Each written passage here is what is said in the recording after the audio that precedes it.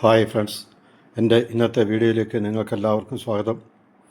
ഞാനിപ്പം നിൽക്കുന്നത് ചേർത്തലയിൽ നിന്നും അരുവിക്കുറ്റിക്ക് പോകുന്ന വഴിയിൽ വടുതല പെരുമ്പളം എന്ന സ്ഥലത്തുള്ള പെരുമ്പളം പാലത്തിൻ്റെ നിർമ്മാണം ഒന്ന് കാണാൻ വേണ്ടിയിട്ടാണ്. നാളെ നമ്മുടെ കേരള മുഖ്യമന്ത്രി പിണറായി വിജയൻ സാർ ഉദ്ഘാടനം നിർവഹിക്കുന്ന കേരളത്തിലെ ഏറ്റവും വലിയ പാലങ്ങളിൽ ഒന്നായ പെരുമ്പളം പാലത്തിൻ്റെ അടുത്തേക്കാണ് ഇപ്പം ഞാൻ പോയിക്കൊണ്ടിരിക്കുന്നത്. പെരുമ്പളം എന്ന ഗ്രാമത്തെയും വടുതല എന്ന ഗ്രാമത്തെയും തമ്മിൽ ബന്ധിപ്പിക്കുന്ന 1200 മീറ്റർ നീളവും 400 മീറ്റർ അപ്രോച്ച് റോഡോടുകൂടി ഈ വലിയ പാലത്തിൻ്റെ നിർമ്മാണ ചിലവ് 100 കോടി രൂപയ്ക്ക് മുകളിലായിരുന്നു. ഇവിടെ ഇപ്പോൾ നാളെ നമ്മുടെ പിണറായി വിജയൻ സാറ് വരുന്നതിനോടനുബന്ധിച്ചുള്ള എല്ലാ ഒരുക്കങ്ങളും ഇവിടെ നടന്നുകൊണ്ടിരിക്കുകയാണ്. ഒരുപാട് പോലീസ് വാഹനങ്ങൾ ഇവിടെ വന്ന് നാളത്തേക്കുള്ള ഒരുക്കങ്ങളെല്ലാം നിരീക്ഷിച്ചുകൊണ്ടിരിക്കുന്നു. മറ്റുള്ള ലൈറ്റ് അറേഞ്ച്മെൻറ്റ്സും കാര്യങ്ങളും ഒക്കെ ഇവിടെ നടത്തിക്കഴിഞ്ഞു.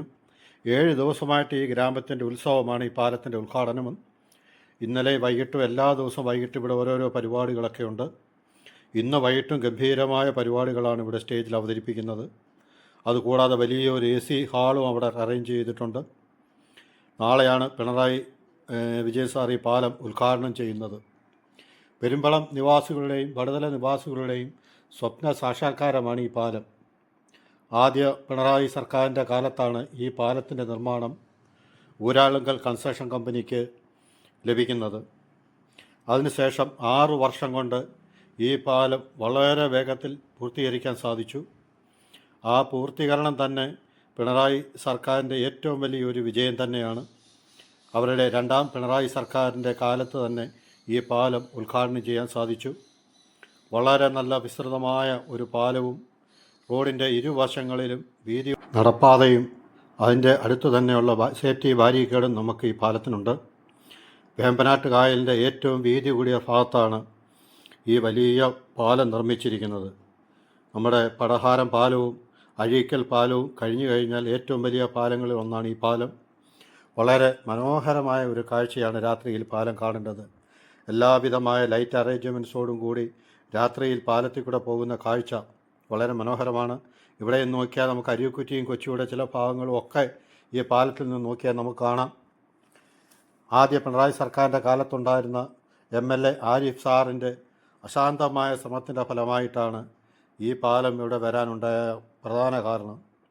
അതിനുശേഷം വന്ന ദിലീമ ജോജോ, ചലച്ചിത്ര ഗായിക കൂടിയായ ദിലീമ ജോജോ മാഡത്തിൻ്റെയും അശാന്ത പരിശ്രമമുണ്ട് ഈ പാലത്തിൻ്റെ പിന്നിൽ.